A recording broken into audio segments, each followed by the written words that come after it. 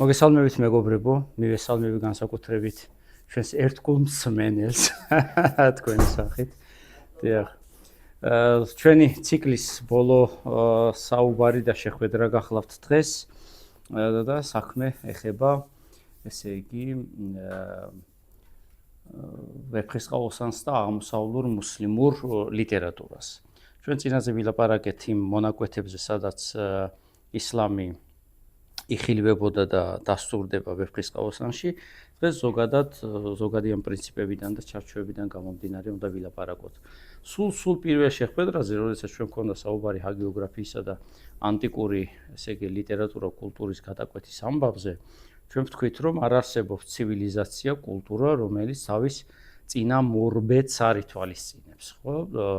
სადაც ეთანხმება ხომ ეთანხმება, რასაც იღებს ხომ იღებს და სადაც არ ეთანხმება, იქაც ითვალისწინებს, იმიტომ რომ მისთვის არსებობს წინამორბედი რაღაცა, ესე იგი, ჩარჩო, რომელთან მეტოქეობითაც გნებავთ, ესე იგი, გარკვეული ვთქვათ, შესწორებების შეტანით მასში ან ახლებურად განმარტებით მისი თავის თავს და ორიგინალურობას და სიახლეს, ესე იგი, წარმოაჩენს ხოლმე. და პრედენდენტია ამისი, რომ ესე იგი, აი მე მომაქვს რაღაცა ახალი. ოღონდ მთლად თავისუფალი არ არის ამაში და ვერც იქნება შეუძლებელი ასეთი რამ. დიახ, ესე იგი, რაც შეეხება ვეფხისტყაოსანს, ზუსტად ეს ამბავი გვაქვს, ეს მოცემულობა გვაქვს მასშიც. ჩვენ ვთქვით, რომ ვეფხისტყაოსანში არის, ესე იგი, საკუთრივ ქართული, ანტიკური, შემდეგ მუსლიმური ნაკადი და ყველაფერი ამის სიმბიოზი და ახლებური რაღაცნაირად გადააზრებაა. ხომ? რუსთაველისთვის იმ პერიოდში ანტიკურს თუ გამოვაკლებთ, ხო, გამოვაკლებთ, ანუ მუსლიმურ აღმოსავლურ სამყაროში არიან ავტორიტეტები. და მაშინ, საქართველოში აუცილებლად იციან ჰომეროსის შესახებ, იმიტომ რომ დავით აღმაშენებელთან მიმართებაში იხსენიება ვითარცა უმიროს და ასე შემდეგ, ან რაღაცა ახილეს და მთელი თემები და საქართველოში არის ძალიან პოპულარული, ესე იგი, შაჰნამე ფირდოუსის, ხო? ეს არის უზარმაზარი წიგნი, რომელიც შემდგომ ითარგმნა ქართულადაც, სადაც არის ირანის ისტორია მოთხრობილი, რომელსაც იწყებს ავტორი ფირდოუსი, ესე იგი, მითების პერიოდიდან. ძალიან შორეული პერიოდიდან იწყებს, მერე ნარიმანიძე არის ასეთი ზაალიშვილი არის როსტომი, რომელიც პატარაობიდანვე არის ძალიან, ესე იგი, ძლიერი, ის რომ როდესაც დაიბადა და მიგვარეს ძიძები, რომ უნდა ეწოვებინათ ძუძუ, მოკლა რამდენიმე მგონი. და მერე, მიხვდნენ, რომ როსტომი რატო შეერქვა სპარსულად და რასთან ნიშნავს, რომ დავისვენე, იმიტომ რომ ძლივს გააჩინა დედამისმა და როდესაც გააჩინა, ეს სიტყვები აღმოხდა საწყალს. და სადაც 10 წლის იყო თუ რაღაც უფრო შეიძლება პატარაც, ეძინა და ერთი სპილო ბუხუნებდა, ასე ვთქვათ. და ეძინა და გაბრაზდა, აიღო კეტი და სპილო მოკლა 10 წლისამ, ხო? ჩვენ უკვე აქ გვახსენდება ვიღაცა ვეფხისტყაოსანში, რომელიც საოცარ 5 წლისა ხოცდა ლომსაო, ხო? ჩვენ ამხელა ხალხი კატას ვერ მოკლავთ, ის 5 წლისა ლომს კლავდა კატასავით. ხო? აი ასეთი ის იყო და მერე ჩვენ ვნახავთ, როდესაც ავთანდილის ნასროლი მას, რა ქვია, ისარს შეადარებს როსტომისას, ხო? მიიღება კლავ უგრძესითაო ეს როდაო. ანუ როსტომს იმხელა შვილდისარი ქონდა და ისრები, როცა ისრო და მოწინააღმდეგეს ეგონა, რომ შუბებს ისვრიანო. მტერი იმდენად ახლოს არის, რომ შუბებს გვესვისო უკვე. არა და როსტომი ისრო და ისარს, ოღონდ ისე დიდი იყო, რომ და ასე ვთქვათ, პარალელს აკეთებს რუსთაველი. ხო. იცნობს ნამდვილად ფახრედინ გორგანელის ვის და რამის, იმიტომ რომ პირდაპირ ამბობს, ეს ჭირიო არ უნახავს არც ვისსა და არც რამინსა. ახლა ჩვენ ვილაპარაკოთ ზოგადად ვისსა და რამინზე. თუ რა უნდოდა ამ ადამიანს, ამ ორ, ესე იგი, შეყვარებულს, ისე რომ მათით გამსჭვალულიყო რუსთაველი ესოდენ, ეხსენებინა ისინი და ეთქვა, რომ არა, ჩემი გმირები უფრო მრავალ ტანჯურნი არიან, ვიდრე ვისი და რა მინის თემა, ხო? ძალიან საინტერესოა, ანუ არსებობს რაღაცა პარადიგმა, მე ვქმნი რაღაცას და მე ვამბობ, რომ ისი რას ჩემ გმირებს უნახავთ, იმის მე-10 და მე-100 არ უნახავთ მაგათო, ხო? ესეც არის ერთგვარი ლიტერატურული ყელყელაობის, ხო? ძალიან სასიამოვნო ყელყელაობის რა მაგალითი და ნიმუში. მოვყვეთ ჩვენ იმაზე, ვისა და რა მინზე. მაგრამ სანამ ვიტყოდეთ, ცოტა ისტორიული წიაღისეულები დაგვჭირდება, ესე იგი არის სპარსეთის უზარმაზარი იმპერია, უძველესი ქვეყანაა სპარსეთი და მსოფლიო არენაზე იყო ორი ცივილიზაცია საუკუნეთა მანძილზე, ყველაზე ძლიერი, რომელიც ერთმანეთს ეტოქებოდა და ეომებოდა, ეს სპარსეთი და შემდეგ ბერძნული ქალაქ-სახელმწიფოები იყვნენ, ხო? მათზე უადრეს კიდევ ცოტა შორეული იქით, ეგვიპტე და ხეთები იყვნენ და კიდევ უამრავი იყო, მაგრამ გარკვეული საუკუნეების მანძილზე ეს ორი ცივილიზაცია იყო გადაკიდებული ერთმანეთის დანასისხლად. ომთლად ომები არ იყო მათ შორის, იყო თანამშრომლობაც, ერთ-ერთი ენას იწოდნენ, მოგზაურობდნენ კიდევაც და საინტერესო ესეთი კი აღმავალი ხაზით წარიმართებოდა ხოლმე ამ იმპერიების, ესე იგი ურთიერთობა ზოგადად, ხო? დიდი მეფეების სახელები შემოგვჭა სპარსეთიდან, დარიოსი, კიროსი და რა ვიცი, კიდევ უამრავი, რომლებიც იპყრობდნენ ერაყს, შემდეგ ეგვიპტეს და ქმნიდნენ ძალიან საინტერესო კულტურას, თვითმყოფად, თავისი საირიგაციო ნაგებობებით, საკულტო ნაგებობებით, შემდეგ განათლების ცენტრებით და მოკლედ ყველანაირი იმ ნიშნით, რომელიც სჭირდება ცივილიზაციას და დიდ სახელმწიფოს იმისათვის, რომ დიდი სახელმწიფო და ცივილიზაცია იყოს. მაგრამ შემდეგ უკვე ბოლო დინასტია იყო სასანიდების, როდესაც მსოფლიო არენაზე გამოდის ირანი და ხალიფ ომარის დროს უკვე იწყება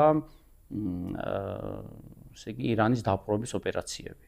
და როგორც ყვებიან, იმდენი ქონება ჩაიგდეს ხელში დაახლოებით დღეს 900 მილიარდი დოლარის ოდენობის თუ რაღაცა ერთ იმაზე.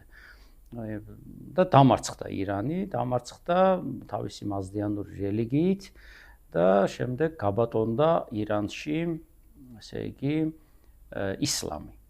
ისლამი და არაბული ენა. მაგრამ ამ სპარსელებმა, რომლებმაც მიიღეს ეს ისლამი, იმისათვის რომ გადაერჩინათ თავიანთი ფალაური, ანუ საშუალო სპარსული, ასე ვთქვათ, ძველი სპარსული, ესე იგი, წერლობა, დაიწყეს მათი თარგმნა არაბულად, რომ არაბებისთვის ეჩვენებინათ, რომ აი განადგურებად არ ღირს ამ, ესე იგი, თხზულებების, ამ წერლობის და ის უნდა შენარჩუნდეს და პირიქით და ეს ძალიან მოეწონათ სხვათა შორის, ესე იგი, რა ქვია, არაბებს. ასე ითარგმნა ფალაურიდან არაბულად ქილილა და დამანა, რომელიც ისე მოეწონა ხალიფას ერთ-ერთ ვაზირს, როცა კითხეს, რომ რა მოგწონს, როგორ მოგწონსო, ყურანიო, იკითხა უპასუხა, რომ ქილილა და დამანასავითო. ეს ქილილა და დამანა, ანუ მიიჩნევა, რომ ესე იგი ინდური თქმულება და ეპოსი იყო, სპარსეთის მეფემ მიავლინა აგენტი, რომელმაც გადმოიწერა ეს და წამოიღო და შემდეგ თარგმნა. ის აგენტის სახელით ცნობილია, ვინც წამოიღო, ვინც თარგმნა, მისი სახელით ცნობილია, წინ არის წამძღვარებული და შემდეგ ეს ითარგმნა არაბულადაც, როგორც ვთქვით. ერთ-ერთი ასეთი ნაწარმოები იყო ამბავი ვისისა და რა მინისა, რომელიც ფალაურად იყო დაწერილი და მოკლედ რომელიც ყვებოდა ორი შეყვარებულის ამბავს და რა თქმა უნდა გაჯერებული იყო მაზდეანური რელიგიის სულისკვეთებით. მაგრამ ამ არაბიზაციის და ისლამიზაციის შემდეგ, რა თქმა უნდა, იქ მაზდეანური ელემენტები მთლად ბოლომდე თუ ვერა, მაგრამ გარკვეული თვალსაზრისით, ასე ვთქვათ, იქნა შეცვლილი და ამოღებული და როდესაც უკვე სელჩუკებმა დაიპყრეს ირანი, სულთან თოურულ ბეგმა იხმო ფახრედინ გორგანელი, ასეთი კაცი და უთხრა, რომ ეს ამბავი უნდა გალექსო ახალ საშუალო სპარსულზე, ანუ შუა საუკუნეებში უკვე სპარსული რომ არის, ხო. და მან დაიწყო ესე იგი ამის გალექსვა, მოამზადა, რომელიც შემდგომ ითარგმნა ქართულად, ოღონდ პროზაულად იქნა გადმოღებული და უშესანიშნავესი ერთი რამ ძეგლი გახლავთ, ესე იგი მხატვრული, კი ბატონო, მხატვრული თვალსაზრისითაც, ენობრივი თვალსაზრისითაც და რაც მთავარია, ქართულად ნათარგმნი ვისი და რამინი გამოგვადგა შემდეგ იმისათვის, რომ აი ის ძველი ტექსტი რო იყო დაკარგული, ადგილები რაღაცა ფახრეტინ გორგანელის შევსებული იქნა ქართული თარგმანების მეშვეობით და ალექსანდრე გვახარიამ და მაგალი თოდუა მიზრუნეს ამაზე, რამაც დიდი, ესე იგი, სასიკეთო საქმე გაუკეთა საერთოდ ამ ამბავს, ხო? დიახ. ახლა რა ხდება? არის სპარსეთის მეფე შაჰი მოაბადი, რომელმაც გამართა ერთი კარგი ნადიმი და სადაც მიიწვია ეს გუბერნატორები თავისი ოსტანების მმართველები და ჩამოვიდა ერთი გუბერნატორი თავის მეუღლით თურთ და ამ ნადიმზე ამ შაჰს მოაბადს მოეწონა ამ თავისი გუბერნატორის ცოლი, რომელსაც ქვია შაჰრო. და უთხრა რომ მოდი გამომყევი შენ ცოლად. შაჰრო მიმიტკიცა ეს ამბავი და თქვა რომ თქვენო უდიდებულესობა მე უკვე ფაქტობრივად ასახში ვითვლები და ასე შემდეგ უკვე გათხოვილი ვარ. ამიტომ მე თუ მეყოლაო ქალიშვილი მაგას მოგათხოვებთ. და აქ ნოტარიუსი იწვიეს დაამოწმეს ეს ამბავი რომ ეს რომ ქალი ეყოლებოდა ამას შვილი მიათხოვებდა მეფე მოაბადს. გამოხდა ხანი მართლაც შაჰროს ეყოლა გოგონა, რომელიც გააძიძავა და მალე მოვიდა ძიძისაგან, ესე იგი, პასუხი წერილი, რომ 12 წლის შეიქმნეს ჩვენი ვისი, რომ მომაცილე ეს შენი ალქაჯი, ყველაფერს წუნობს, ძალიან კაპრიზულია და მგონია გათხოვების დრო მოუწია და გაათხოვეთ და დამანებეთ თავიო. ნუ ეხლა გაიხარა ამაზე შაჰრომ, დაიბარა თავისთან ეს თავისი შვილი და მოკლედ ეხლა სასიძო რა ვქნათ და ვის გავაყოლოთ და თავის ძმას, რომელსაც ქვია ვირო. ვირ, ხო, ნიშნავს კაცს, ხო, ძალიან საინტერესო. ვიროს. ეხლა ეს მაზდიანური კულტურისთვის დამახასიათებელი რაღაცაა და სხვათა შორის ეგვიპტურისთვისაც. ოღონდ ეგვიპტურში რამდენადაც მე ვიცი თუ ეხლა ძალიან არ გავუტევ ფარაონებს შორის ანუ შერეული სისხლი ითვლებოდა ღვთაებრივად. ხო, ანუ დაძმისაგან ნაშობი ითვლებოდა ღვთაებრივად. უბრალოდ უბირ ხალხშიც ასე იყო, არ ვიცი ეგვიპტეში, მაგრამ მაზდიანურშიც ეს გარკვეული თვალსაზრისი იყო ამ თვალსაზრისით, რომ შერეული კი არა და ინცესტური ქორწილი, როგორც ასეთი, დაძმას შორის იმ კულტურისთვის არის, ანუ ჩვეულებრიობა. არაფერი აბაიმე და ვაიმე რა ხდება ეს არ იყო. მაგრამ ეხლა ვისაც მოსწონს ეს თავისი ძმა, თანახმა რომ გაყვეს, ოღონდ მალე მსგბოლი ჩამოვა იქიდან შაჰი მოაბადის ამ ნოტარიული დოკუმენტით ხელში, რომ თქვენ გიჟები ხო არა ხართ, ვის საცოლის ვის ატანთ და ქორწილს ჩაშლიან. ხო, იმიტომ რომ დადასტურებულია, რომ ეხლა ვისი უნდა გაყვეს მოაბადს. მოაბადი კაი გვარიანი უკვე ასახშია თავისთავად, ვის ცოცხალი თავით არ უნდა რომ ესე იგი გაყვეს, ტირის, კაპრიზობს ყველანაირად და მის წასაყვანად ჩამოვიდა შაჰის უმცროსი უმრწემესი ძმა რამინი, რომელიც ასევე ახალგაზრდა, ისეთი ტანკენარი ბიჭია, მოვიდა და ტახტრევანი გაამზადეს და ამ ტახტრევანით მიყავს რა, თან ახლა პროვინციას ჩამოვიდა რაღაცა ისეთი ცოტა უგემრად მიდის. ეს ჩვენი რამინი მიეშურება დედაქალაქის, სადაც mielის ძალიან გრილი ბაღები და ასე შემდეგ და მოსვენება. არ უნახავს ეს ვისი ტახტრევანშია, ფარდებია ჩამოფარებული, ეს გვერდით მიდის და ის ტირის. უცებ შუა უდაბნოში ამოვარდება ქარი. აწევს ამ ფარდას, ესე იგი, ფარდაკს ერთ ცალ იმას გვერდს, ტახტრევანს და ეს ცხენზეზის და ესენი ერთმანეთს დაინახავენ. ხო, ვისი ტირის ალბათ ასე გაიხედავს ვინ არის ესო, ამანას თვალი კიდე იმან რო ხელი ჩამოუშვა და დაეცა გულწასული. ვახ, მოვარდა ხალხი. რომ ეხლა ბჭობენ რა ხდება, ეს სახსალამათი კაცი იყო და უცებ რატო დავარდა ძირს, ხო, უგონოდ.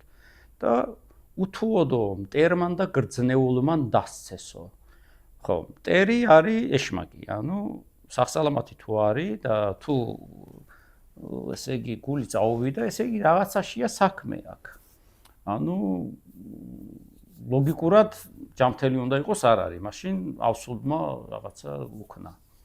ხო და მე გონს მოაგებენ მაგრამ ვისი აღარ ტირის უკვე ესე იგი ესეც ვერ არის თავის ჭკუაზე მთლად გონს მოდის რაღაცნაირად მოასულიერებენ და მიდიან იქა დედაქალაქში მაგრამ ახლა ვისი იბარებს ძიძას და ეხვეწება რომ ეს შაჰი მოაბადი შეკარიო შეკარი ნიშნავს იმას რომ მამაკაცობა წაართვი ანუ გარკვეული იმით ხანით იმიტომ რომ არმი და მის ცოლი გავხდე იმიტომ რომ შეყვარებია ეს რამინი ну ძიძა თავიდან უარობს მაგრამ მე დათანხმდება რომ გარკვეული პერიოდით მე ოკეი ვიზა მამასო სანამ შენ შაჰ მოაბადზე მოგიბრუნდება გულიო და შეკრავს ამ მოაბადს შემალავს ამ ჯადოს ერთი კლდის ლოდის ქვეშ და უცებ მე იწვიმებს წამოვა დელგმა და ამ ჯადოს წაიღებს და დარჩება ჩვენი შაჰი მოაბადი შეკრული ეს მოაბადი არის შეკრული და იცის რომ რაღაც ვერა მისთავს კარგად ამ წესის ასე უნდა არ ყოფილიყო ამეუბნება კიდევაც ვისის რომ ვიცი რაღაცა გამიკეთე შენო და მოკლედ ეს ვისი უკაცრაული პასუხი ამ სიტყვაზე კურკურებს რამინთან მაგრამ ეს ამბავი გასკდება და ახლა ვისი ამბობს უარობს რომ არავითარ შემთხვევაში მე არ ვღალატობ ჩემ ქმარს და იქ არის წესი ასეთი რომ ცეცხლში უნდა გაიაროს ცეცხლი მაზიანობისთვის მანამდე ზოროასტრიზმისთვის არის წმინდა თუ ცოდვილი ხარ ესე იგი ცეცხლი დაგწვავს თუ ცოდვილი არ ხარ არ გაგეკარება მაგრამ შაჰმა მოაბადმა იცის რომ ეს ცოდვილია უეჭველი დარწმუნებულია და ბოლო წამს გადაიფიქრებს იმიტომ რომ ხდება რომ აშკარად სიკვდილზე მიდის რა ხო მოკლედ გადის კიდევ გარკვეული პერიოდი და ეს ამბავი უკვე საერთოდ ვეღარ იმალება და რამინი ამბობს რომ მე მიყვარს ეს ადამიანი და მე უნდა ესე იგი წავიყვანო ცოლად ხო და მოაბადი ამბობს რომ არა მის მეფურღირსებას ეს იმაშვება რა ქვია არ უხდება თუ რაღაცა და ორი ჯარი შეიყრება ორი ძმა ეხლა სამოქალაქო ომი უნდა ატყდეს და განლაგებულია ეს ჯარი უცებ გამოხდება ესე იგი ტახი ლელიანებიდან და მოაბადი იფიქრებს სანამ ეხლა ჩვენ ერთმანეთს დავეტაკებით ბალემ ამას მოვინადირებო მაგრამ დაეცემა და მოკვდება ну სინდისის კენჯნა აქ ეხლა რა ამის რომ აი ჩემი ძმა მე თვითონ დავუღუპე და ვის გამო მე ვისის გამო და დაცოფავს ამ ჩვენ ვისის და თვითონ წავა სადღაც ესე იგი შორეულ პროვინციაში შეირთავს იქ ერთ გოგონას ვარდო ქვია და არის ვარდოსთან ახლა რა ხდება ну ვისი იქიდან გამწარებული წერს შემოღალატე და მუხანათო და მთელი თემები იქიდან და ეს ვარდო კიდევ ცოტა ისეთი გოგო აღმოჩნდება რომელიც სულ ეკითხება აი მე ვარ უფრო ლამაზი თუ ვისი მე უფრო კარგად ვიცრავ თუ ვისი და ну ეხლა ამას დავიწყება უნდა ვისის და ყოველ დღეს ისმარე ეს ვისი სახელი ესმის და ბოლოს გამოექცევა ამ ვარდოს წამოვა ისევ აქეთ მოკლედ შეუღლდებიან და მე ხდება ვისი უკვე ასაკში რამინი დაფლავს აკლდამაში და თვითონაც ამოიშენებს კედელს და ჩარჩება მანდ ხო მოკლედ ეს არის მთელი ეს სიუჟეტი და ამბავი და რითი არის მნიშვნელოვანი ვისი და რამინი არა მხოლოდ რუსთაველისთვის არამედ ევროპული ლიტერატურისთვისაც კერძოდ როგორც ამბობენ სასიყვარულო სამკუთხედი ევროპულ ლიტერატურაში შევიდა სწორედ აღმოსავლური ლიტერატურიდან და ერთ-ერთი არის ის რა ქვია ანუ ცოლი ქმარი და საყვარელი არის ესე იგი ფახრეტინ გორგანელის ხსენებული ნაწარმოები. გარდა ამისა, ამ ნაწარმოების დამუშავება გახლავთ ტრისტან და იზოლდა. ზუსტად და პირდაპირ იქაც მეფე მარკია, რომელიც ირთავს იზოლდას, იზოლდას საშინლად არ უნდა რომ გაყვეს. მის წამოსაყვანად არის წასული მეფე მარკის დისწული. გონი დისწული ხო?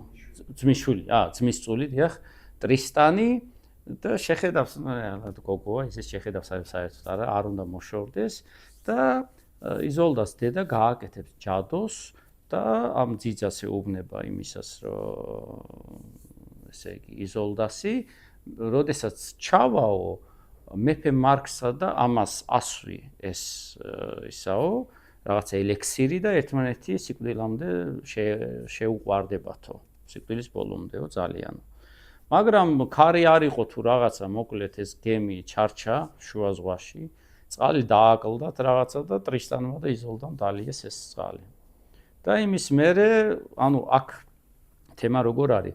აქ არის ცოტა ასე ვთქვათ, მერე რაც ხდება ცოდვის თვალსაზრისით, იმას რომ გამართლება გქონდეს. ანუ ესენი უკვე იქცევიან არა საკუთარი ნებით და ემოციებს აყოლილები, არამედ ამ ჯადოსი თუ ელექსირის ასე ვთქვათ, ბრალეულობით, ხო? იქაც რაღაც ოინებს ჩაატარებენ მეფე მარკთან, მართალი არ შეკრავენ, მაგრამ მაინც, ხომ? იქაც არის თემა, რომ ეს ამბავი რო გასკდება, ესე იგი ცეცხლში უნდა, ანუ გავარვარებული რკინა უნდა დაიჭიროს თუ რაღაცა მოკიდოს ხელი, ესე იგი იზოლდამ და იზოლდა ეუბნება ტრისტანს, რომ ვინმე რაღაცა მათხოვარის თუ გლახაკის ტანსაცმელი ჩაიცვიდა, ეცადე რომ ხელი მომკიდოო მეო. ხო, რაღაცნაირად ჩამავლო ხელიო და მოკლედ, როდესაც მოიყვანენ მას, ეს მიდის ეს ვიღაცა გლახაკი, ვითომ მოწყალების მისაღებად თუ რაღაცა ეს ჩაკიდებს ხელს და ჩამოვა. და იფიცება ასე, რომ აი ამ კაცის მეტი, არავისთვის მე და ჩემი ქმრის მეტი მომიკიდია ხელი და საერთოდ არ ვიცი ეგ თემაო, ეხლა ესეც ახლა მოხდაო და მოკლედ გადავრჩება ამ იმას, რა ქვია, სასჯელს, ხო? დიახ. ეს ერთი ამბავი. ახლა სანამ ლეილი და მაჯნუნზე გადავიდოდეთ ნიზამის, რომელიც არის იმ პერიოდში კიდევ ერთი იგი ავტორიტეტი, საერთოდ ნიზამის ფენომენი, მანამდე უნდა ვილაპარაკოთ სუფიზმზე. სუფიზმი წარმოიშვა მერვე საუკუნეში და მისი დამფუძნებელი არის მანსურ იბნ ჰალაჯი, რომელიც ამბობდა, რომ ანალ ჰაკ, ანუ ჭეშმარიტება ვარ მე. ამაზე დაიჭირეს და თქვენს, რომ შენ თავში ხომ არ გიქრის, ჭეშმარიტება მხოლოდ შეიძლება იყოს ღმერთი, ესე იგი შენ თავი ღმერთი გგონია, შესაბამისად შენ ხარ მკრეხელი და როგორც მკრეხელი და წარმართი და ღვთისმგმობი უნდა დაისაჯო და ინკვიზიცია მოუწყდეს.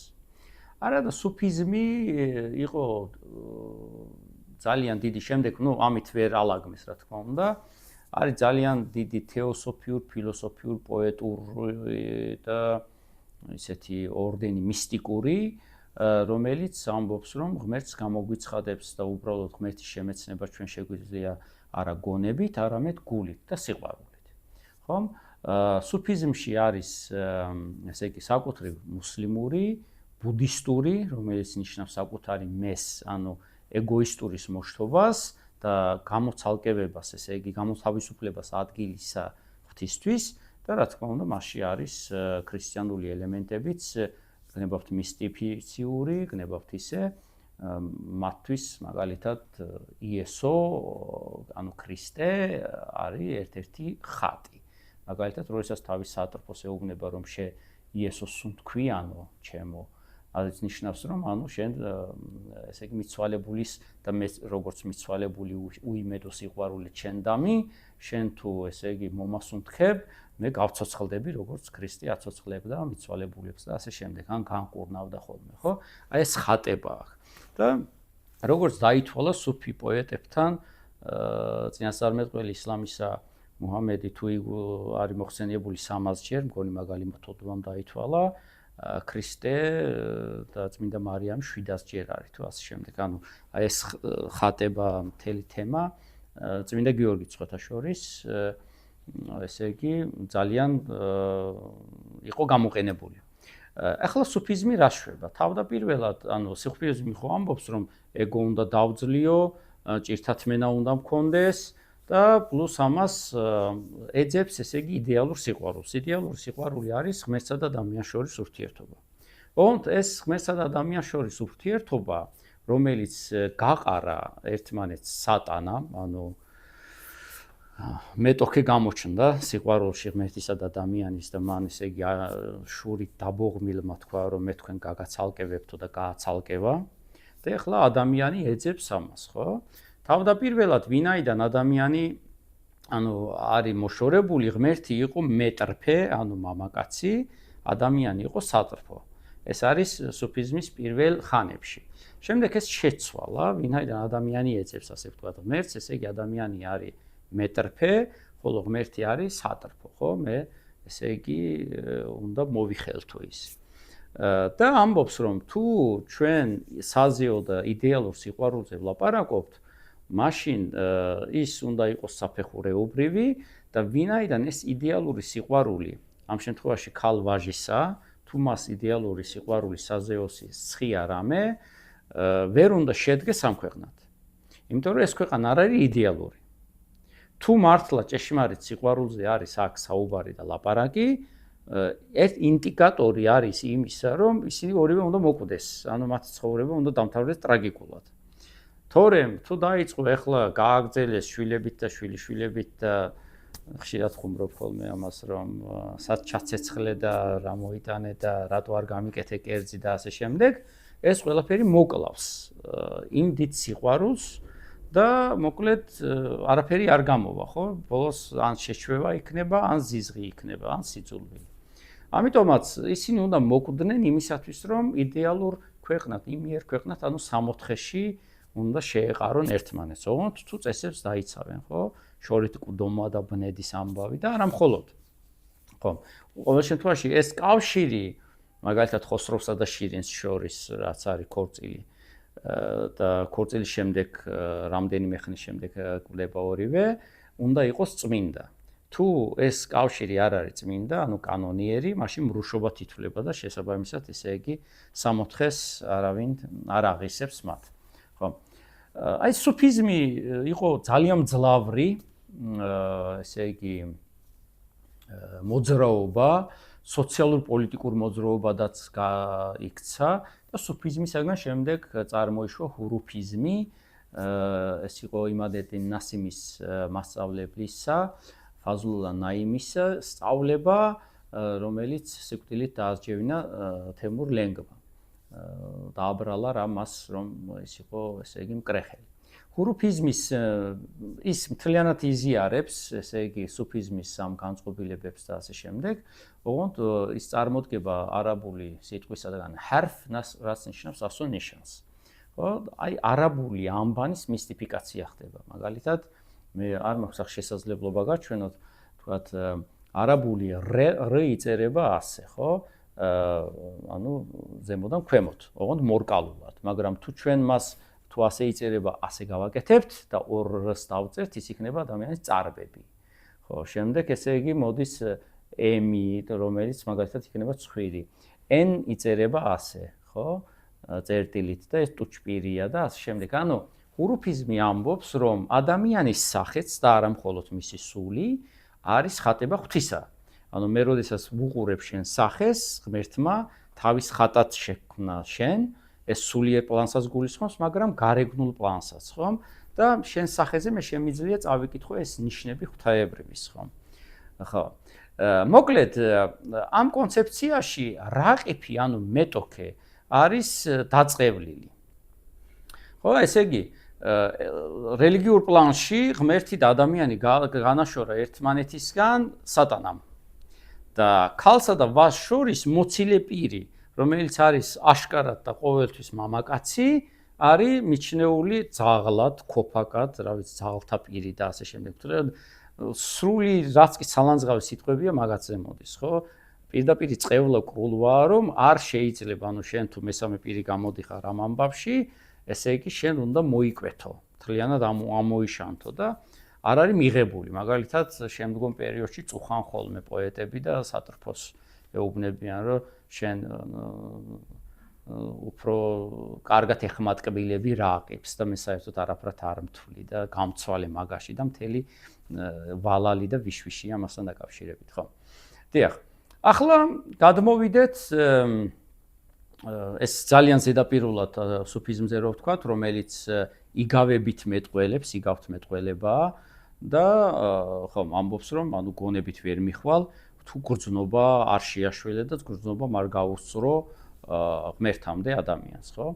და როგორც ესე იგი სიყვარულით უნდა აიხსო და უნდა წარიმატო იმისათვის, რომ შემდეგ ეს თეოზისი განიცადო. დიახ.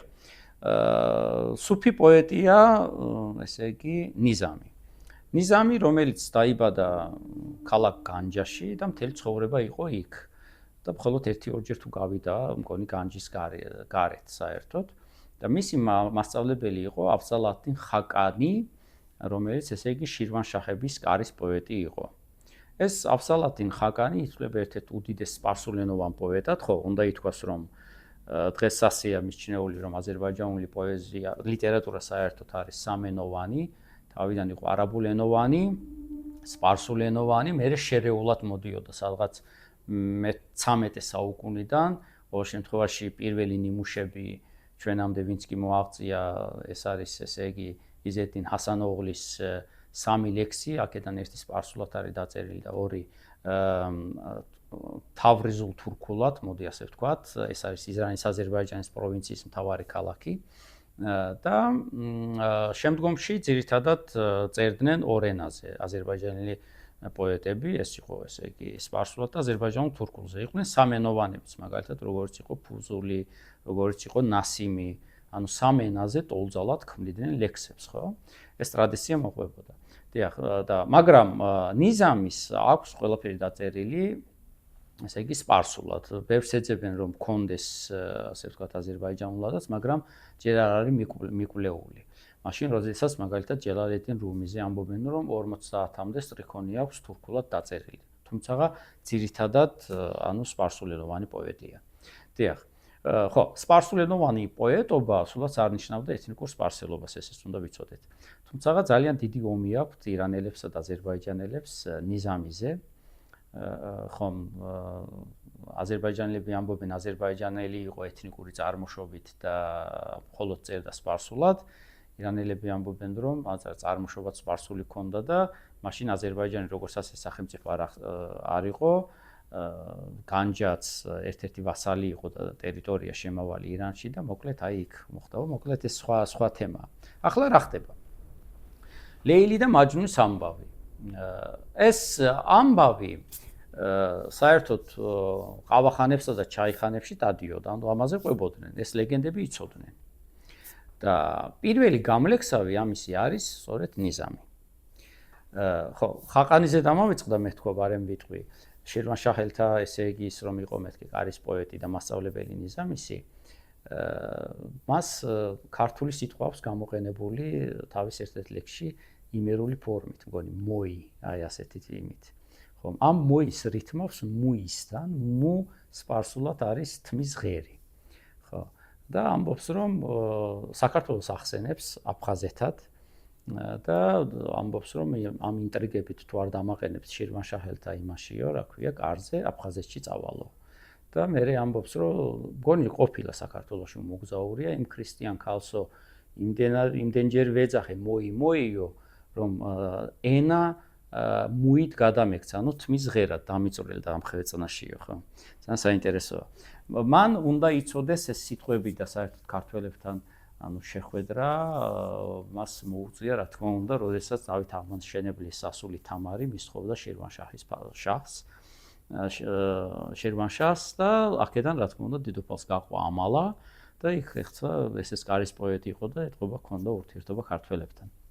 ხო.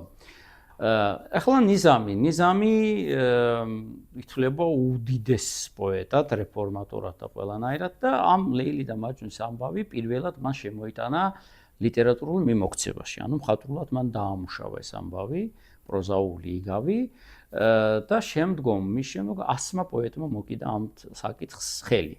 აქედან 20 ძალიან დიდია, ხო, როგორც ამბობენ. ესე იგი, ნიზამის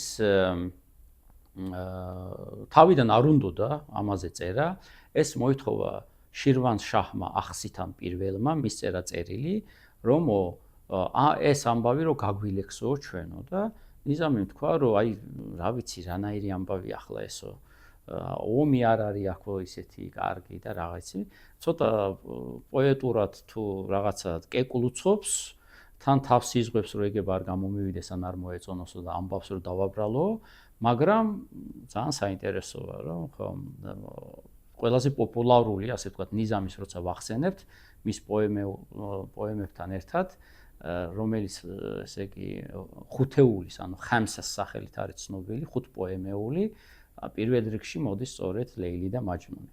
ხო. ეხლა მე დაკანონდა საერთოდ ლიტერატურაში თუ დიდ პოეტობაზე გაქვს პრეტენზია, ამ ხუთ თემაზე უნდა შეგექმნა ნაწარმოებები, ხო? ეს იყო ისკანდერ ნამე, ანუ ალექსანდრე მაკედონელის თემა, იღბალნამე, რომელიც მისი ერთი ნაწილი იყო, მეორე ხოსროვი და შირინი, 7 მთიები, ანუ 7 ზეთუნახავი და ლეილი და მაჯნუნი. აი ესე უნდა გაგელექსა შენც.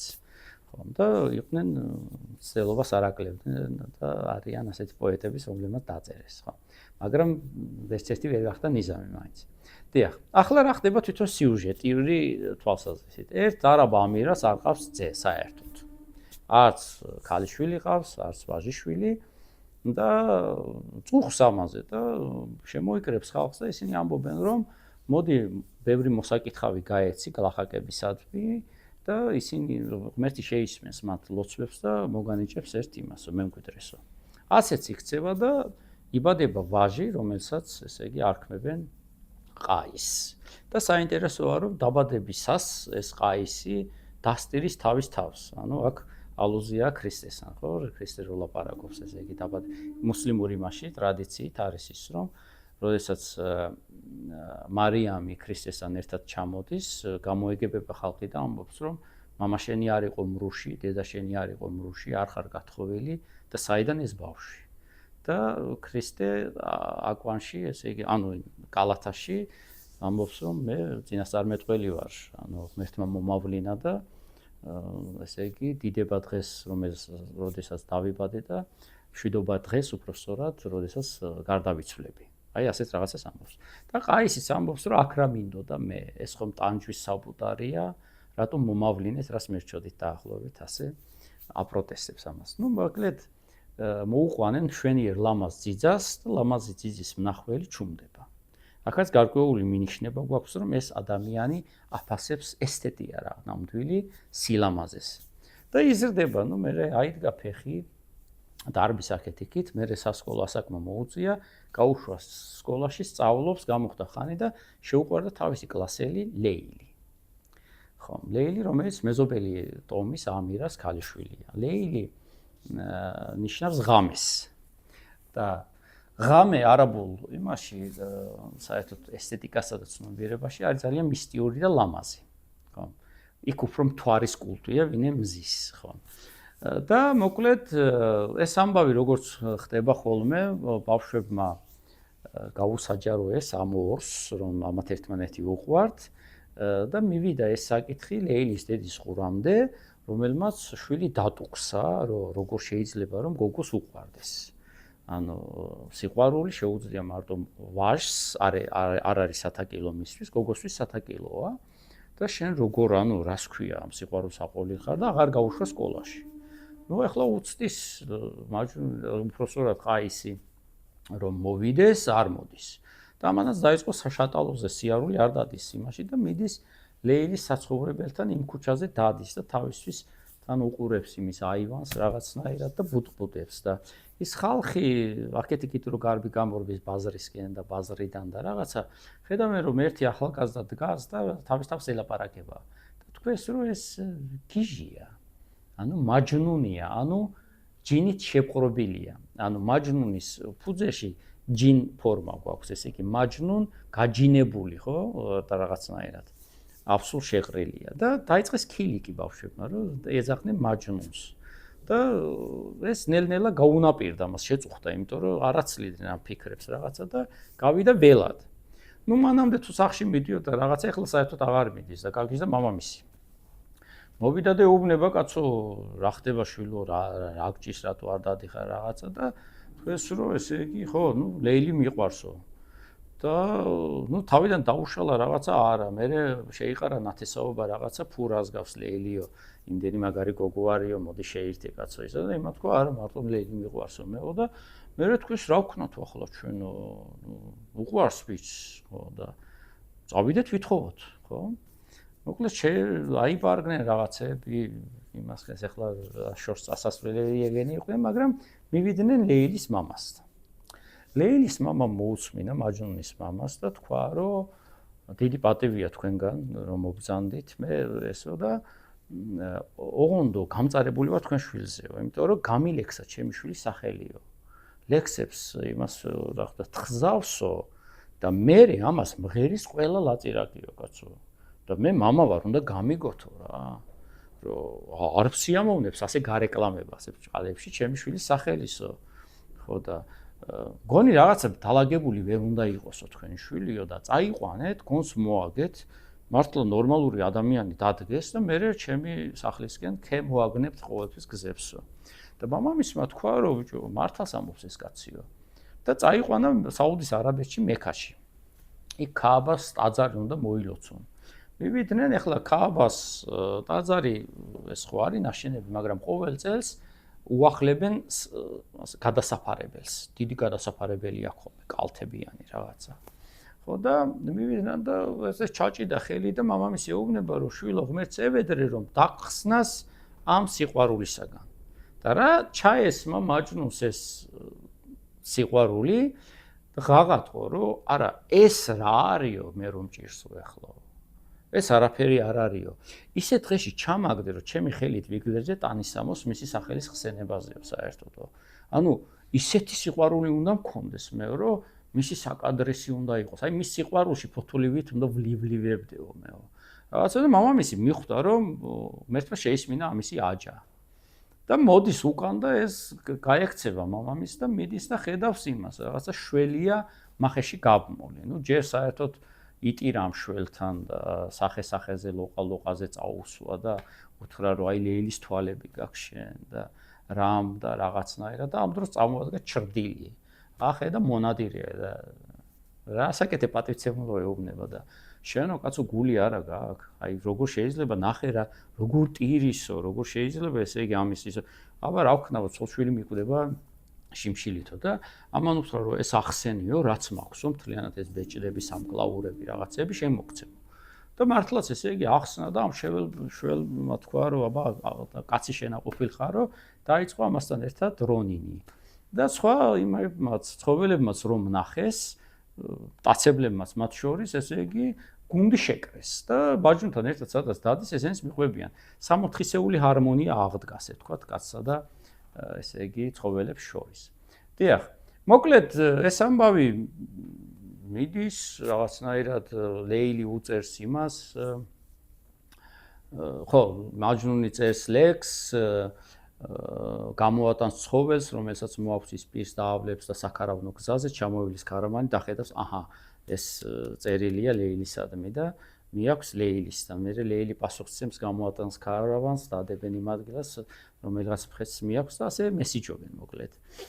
ხო, და ამასობაში ეს ჩვენი მაჯნუნი ხან ვარსკვლავებს ელაპარაკება, ხან ცას, ხან კლდეს და არის ერთგვარ განცდებში და ერთი კაცია მეფე სახელად ნავფალი ერთხელ სანადიროთ არის გასული და ნახავს რომ ვიღაცა დარბის აკეთიკითი კლდეებზე და ეგ ვინ არისო?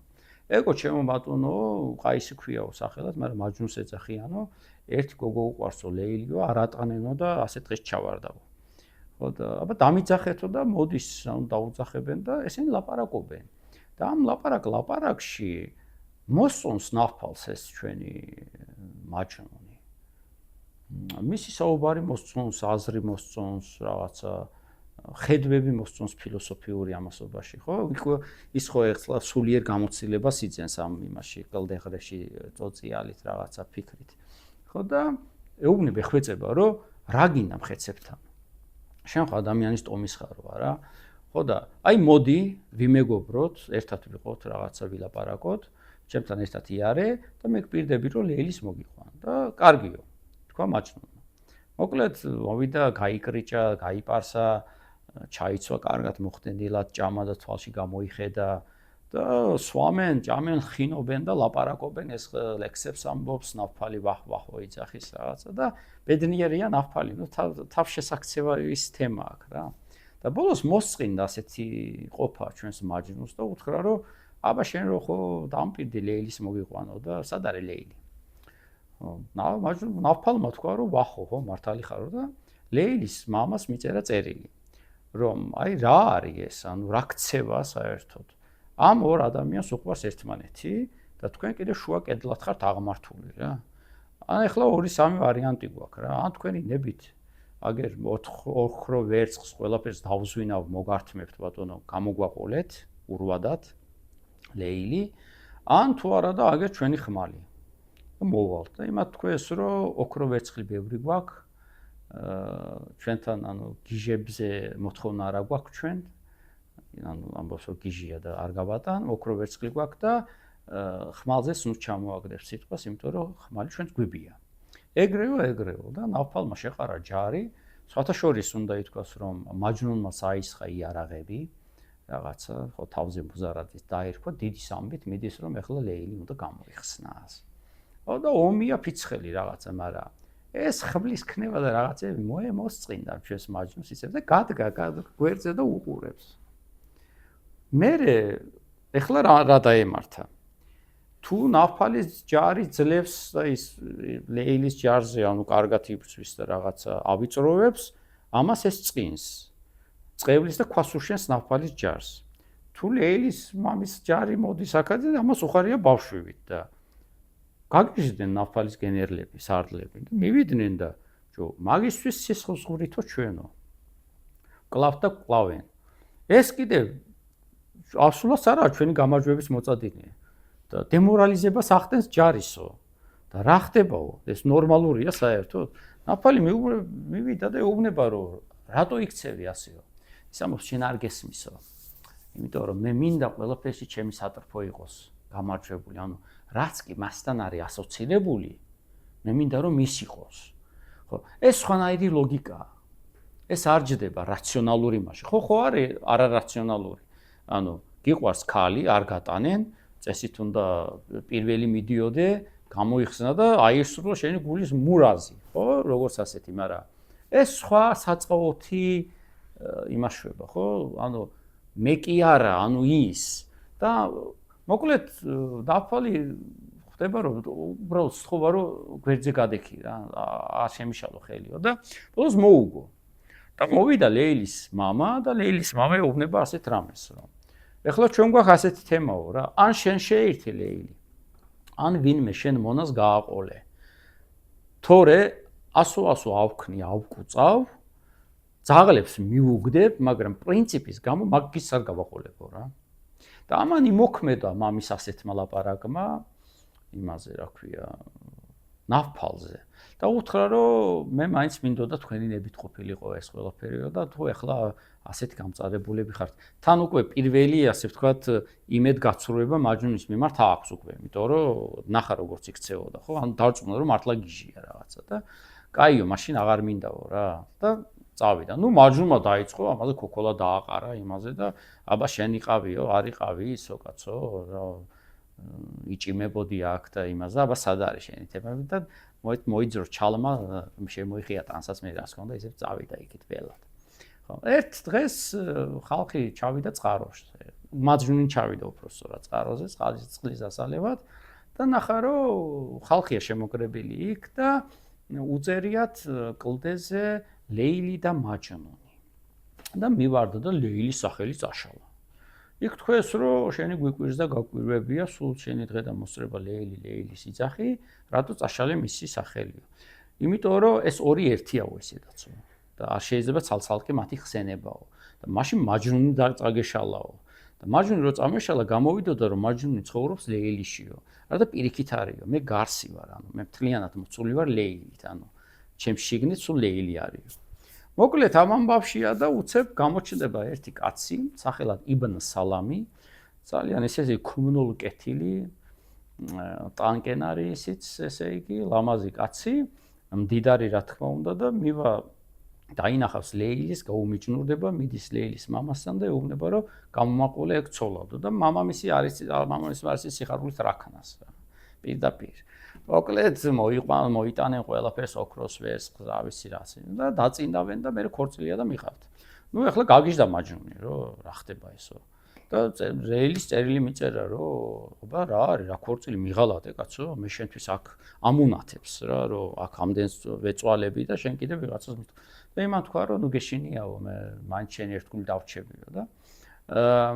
არის ასეთი თემა რომ პირველ ღამეს ისე შემოკრავს ლეილი ამ ჩვენ იბნ სალამს სილას რომ გული წაუვა იბნ სალამზე ლეილი ეუბნება რომ აპაპაპაპა ახლოს მოსული არ დაგინახო იცოდე ხო წადი შორს იდექი და საწყალი იბნ სალამი ესე იგი ერთი წელი თუ რაღაცა შორიდან უვლის, არც ემეტება უკან დასაბრუნებლად, არც უყვარს და კვდება. ეს ფიზულის ლეილი მაჯნუნში, რომელიც ფიზული მოგვიანებით უკვე მე-16 საუკუნეში დაწერა თურქულ-აზერბაიჯანულზე, უпростоრო თურქმანულზე ერაყში ცხოვრობდნენ. ხომ, იქ უფრო ის მგონია დამაჯერებელი ნიზამისთან შესაძლებლებით. ეხლა ლეილის რა ძალა ქონოდა ისეთი, რომ ისე შემოეკრა, რომ ამ იბნ სალამს გული წასულოდა, რომელიც რაინდიდან მხედარია, ხო? ფიზულისთან ლეილი აწოდებს თავს და ეუბნება, რომ ავად ვარო მე, ცოტა დრო მომეციო, გამომჯავრთელდებიო და შენი გავხდებიო საბოლოოდ, მაგრამ მოკლედ ეს საბოლოო არ დადგა და იქაც ხვდება იბნ სალამი. ახლა ეს ამბავი მიდის მაჯნუნის ყურამდე. ერთი მეგობარი ყავს ზაიდი, რომელსაც ზაჰრა უყვარს და ის ეუბნება, რომ აგერ გიხაროდენ ზემღრუბლები გადადენა და იბნ სალამმა მოგჭამა ჭირიო. და თავიდანო გაეცინაო მაჯნუნსო, მაგრამ მე ატირდაო. და იმიტომ რომ მიხვდა რომ თვითონაც მოკვდებოდაო. ნიზამისთან ცოტა ესეც არადამაჯერებელი მგონია, არადამაჯერებელი რა, იმიტომ რომ მას სიკვდილის არ ეშინია ნამდვილად მაჯნუნს და ცოტა ამოვარდნილი ვით არის, მაგრამ ფიზულისთან კარგად არის გაკეთებული. ის იმთავითვე ტირის არ ეცინის და ზაიდი ეკითხება რომ შენ სიცილი და მხიარულება გმართებსო და რა გატირებსო და ის საოცარ სიტყვას ამბობს, ხო? ის არ იყო ჩემი მტერი, აი ასე ამბობს. მასაც უყვარდა ის ვინც მე მიყვარს, მაგრამ შენ ნახე, რომ რას მალე მიეწია ის სრულყოფილებას.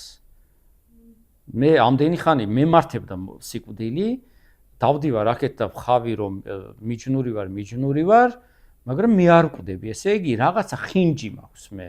ანუ რო ვერ მივაწიე იმ საფეხურს, რომ მე სატრფოსთვის მოკვდე, ესე იგი მე ვერა ვარ იდეალური შეყვარებული სატრფო, მიჯნური. ხო? აი, ძალიან ისეთი თემაა. მოკლედ, მე გამოხდება ხანი, ლეილი სადღაც მიყავთ და მისი აკლემი გამოცალკევდება ქარავანთან და მიყავს ეს განგებისნებით ლეილი მაჯნუნთან. და მაჯნუნი ლეილის ვერ ცნობს. ვინ ახარ ეუბნება?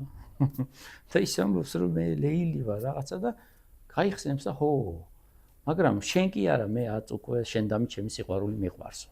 ანუ იდეა უყვარს უკვე, ხო? ეს არის ესე იგი თეოზისის, ანუ განხთობის ისინი სპირალი და უკვე დადგინდა ის, რომ ნებისმიერი ხორციელი ლტოლვა და ფიზიკური მოხელთება ლეილის, ფიზიკური თანაყოფნა ლეილისთან უკვე აბსოლუტურად მოსპობილია და მხოლოდ სულიერი ნეტარება არსებობს მისი არსებობით. თუმცა ბოლოს ლეილი კვდება, ამის გამგონე, ესე იგი მაჯნუნიც მიდის მის საფლავზე და განუტევებს სულს და ლეილის დედა ხედავს, რომ ისინი ერთმანეთს შეეყარნენ სამოთხეში. ახლა დავუბრუნდეთ ჩვენს ვეფხის ყავოსანთან. სუფიზმი გავიგეთ,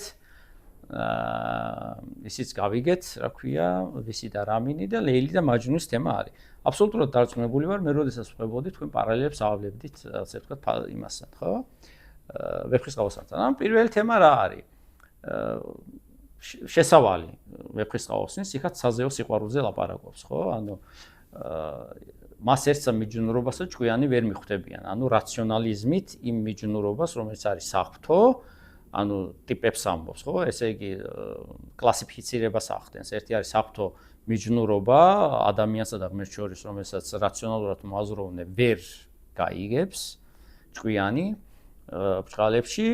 შემდეგ არის ქალვაჟური სიყვარული, რომელიც მართმასვე ბაძვენ თუ შორით ბნდებიან. ანუ ის ებაძება საღვთო სიყვარულს და მე დაამატებს, რომ თქვენ ხელობანი ქვენანი, ანუ მე რასაც ვუმღერი, ის არ არის საზეო სიყვარული, თლად, ხოლმე ქალვაჟურ სიყვარულზე ვლაპარაკობ და მესამე ფორმა არის, რომელიც არის მიუღებელი, ხვევნახ კოცნა, ტლაშამტლუში და სიძვა და მრუშობა და მთელი ჭანდაბა და უბედურება, როგორც ამბობს, ხო? ხო, მოკლედ, აქედან ჩვენ ეს კლა რას ვხედავთ? ანუ რუსთაველი გვეუბნება, რომ მე, ანუ თეოზისი უნდა განვაცდევინო ჩემს გმირებსო, იმიტომ რომ უმღერი სიყვარულს, რომელიც არ არის ის, მაგრამ მას ებაძება, ხო, ჩვენ ამას ველოდებით. მე ანუ სრულიად ესე იგი ჩონჩხის თვალსაზრისით ფაბულური თემაა, როსტემანს მარტო ერთი ძე ყავს, სხვა ძე არ ესვამებეს და მარტოდენ მარტო დასული, ხო? უშვილო არ არის, მაგრამ ფარსადანი თავიდან უშვილოა ინდოეთში. როდესაც ცარიდან თან შედის კავშირში, და სარიდანი ეუბნება რომ გითმობ ჩემ ასე ვთქვათ სამეფოს ის შვილად აიყვანს ტარიელს და ამის შემდეგ შეეძინება ნესტან დარეჯანი. ხო. ერთ-ერთი ვარიანტია. სხვათა შორის ვეფხისტყაოსანში ძალიან კარგი საპარალელოა ინდოეთის სამეფო და არაბეთის სამეფო ერთმანეთთან. რითი ემსგავსებიან და რითი განსხვავდებიან, ხო? ხო. შემდეგ ეხლა რა ხდება? არაბეთია ზე თემა ეხლა ეძებს სასიძოს შეთვალული ყავს ესე იგი შეთვალიერებული ეს ჩვენი ავთანდილი ცოტა გამოიწვევს გააბრაზებს ამბობს რომ აი ჩემსავით მაინც ესე იგი მეომარი და მებრძოლი არაბეთში არავინ არ არის ცოტა მიემსგავსება ჩემი ავთანდილის ის იმიტომ რომ მე გავზარდეო და ავთანდილმა გაიღიმა და უთხრა შენზე მაგარი მსროლელის ვარ და მე ჯინიბეც ვარ და ესაც ვარ ისიც ვარ და ამაზე დანიზლავდნენ წავიდნენ უცხო მოხმე ნახეს ხო აქაც ანუ ავთანდილი ნადირობის დროს ავთანდილმა ნახა უცხო მოხმე როსტევანთან ერთად ანუ მაჯნუნი დაინახეს ერთგვარად ხო მერე მიჯნური შმაქსა გვიქვიან არაბულითა ენითა სწორედ არის ეგ ანუ ქართულში მაჯნუნი დამკვიდრდა მიჯნურად ხო მაჯნუნი და მიჯნური. აი აქედან არის და ის ამბობს ქართულ შმაქსა გვიქვიან არაბულითა ენით. ანუ ლეილი და მაჯნუნზე აქვს ამ შემთხვევაში ეს სწორება. ხო.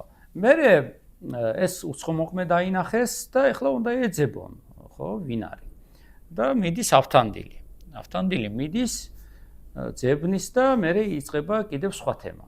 ანუ რა არის? ანუ პირველი არის ის რომ ნესტან დარეჯანი დაინახა თუ არა ტარიელმა გრძნობა დაკარგა ხო გონება დაკარგა უბრალოდ ანუ სამ დღემდის ვიწეკ უგონოთ ცეცხლი უშრედნი წვიდიან ეს ჩვენ უკვე გვახსოვს ვის და რამინთან ხო იქაც თქვეს რომ ესე იგი უთუოდ ბოროტმან და გრძნეულმან დასცაო ეს რამინიო აქ არის მტერდაცემული ვეგონე არ ვიცი რას ჩმახვიდიან და მეორე ფრაზაშია რომ ესე იგი სენითამ თქვეს გამა ბელზებელი და ბელზებელი ძალიან სასტიკი ის არის ეშმაკია ქრისტიანობაშიც და არაბიზებული ფორმაა მისი იბლის ამ იმაზე ხო აქაც ფიქრობენ რომ ესე იგი ამ ჯამთელ ადამიანს რომელსაც ჯერ მოუყვანეს ექიმები პირდაპირ არ დაუბრალებიათ ასე ვისიც და რამინისგან განსხვავებით იმანში შეამოწმეს პულსი აქვს სუნთქავს ცოცხალია აბა რა ჭირს